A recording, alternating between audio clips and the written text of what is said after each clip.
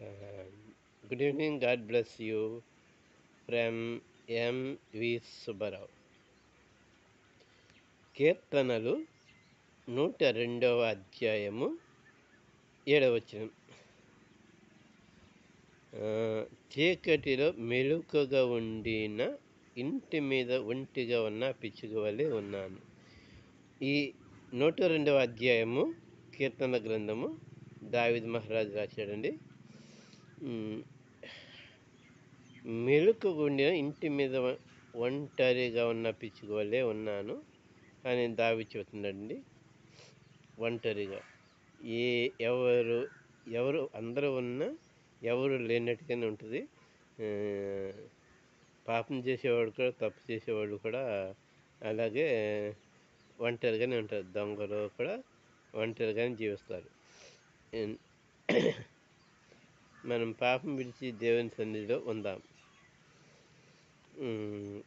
ఇంటి మీద ఒంటిగా అంటే ఒంటరి బ్రతుకు అనమాట. అసలు దిక్కు దశ ఏమి లేని వాళ్ళు, అటువంటి వాళ్ళని కూడా దేవుడు పిలుస్తున్నాడు రమ్మని. సో వందనాలండి. మనం కీర్తన గ్రంథము 11వ అధ్యాయం 7వ వచనం ప్రకారం, యెహోవా నీతిమంతుడు, ఆయన నీతిని ప్రేమించేవాడు, యథార్థవంతులు ఆయన మొక్క దర్శనం చేసేదారు.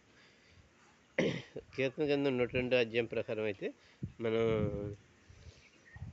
ఒంటరిగా, పాపానికి కాదు గుర్తు, మనం బైబిల్ దేవుడు ప్రవీణ యెహోవా ఏమంటున్నాడంటే, నీ గదిలోకి వెళ్ళి ఒంటరిగా ఉండి, నీ గదిలోకి వెళ్ళి ఒంటరిగా తలుపు వేసుకొని ఒంటరిగా దేవుణ్ణి ప్రార్థించమన్నాడు, దేవుణ్ణి ఆరాధించమన్నాడు.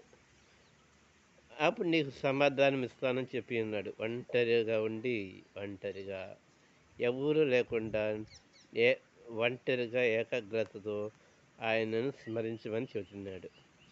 సో ఇటువంటి వారిని నీతిమంతులని ఆయన ప్రేమిస్తానంటున్నాడు. ఆయన యథార్థవంతులు ఆయన ముఖ దర్శనం చేస్తారంట. ఆయన మాటలు విని ఆయన మార్గంలో నడుచుకుంటూ ఉండువారు ఆయన ముఖ దర్శనం చేస్తారనమాట. మనం కాదు, అటువంటి వారు 100కో 1,000కో 1000కో ఒక్కరు ఉంటారనమాట.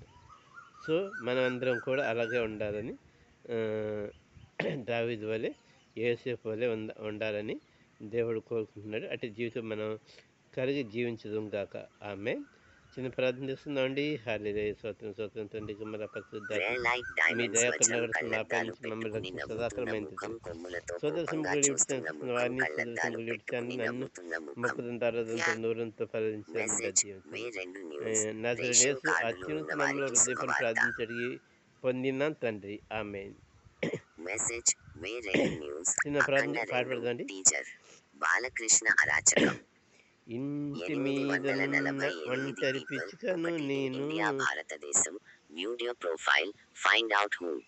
కన్నీటితో చిన్న మెరుపులు from heirloom recipes to chef's table. Why regional food is India's next big dining. నేను ఇంటి మీదనున్న ఒంటరి పిచ్చుకను నేను, కన్నీటితో కృంగిపోతున్నాను. నా బలమా, నా యేసయ్యా, నా దీన ప్రార్థన ఆలకించుమా. ఇంటి మీదనున్న ఒంటరి పిచ్చుకను నేను, కన్నీటితో కృంగిపోతున్నాను. నా బలమా, నా యేసయ్యా, నా దీన ప్రార్థన ఆలకించుమా. ఇంటి మీదనున్న ఒంటరి పిచ్చుకను నేను. థ్యాంక్ యూ అండి. అదే సుదర్శన్ గుడి ఛానల్ లైక్ చేయండి, షేర్ చేయండి, సబ్స్క్రైబ్ చేయండి మీ బంధుమిత్రులకు.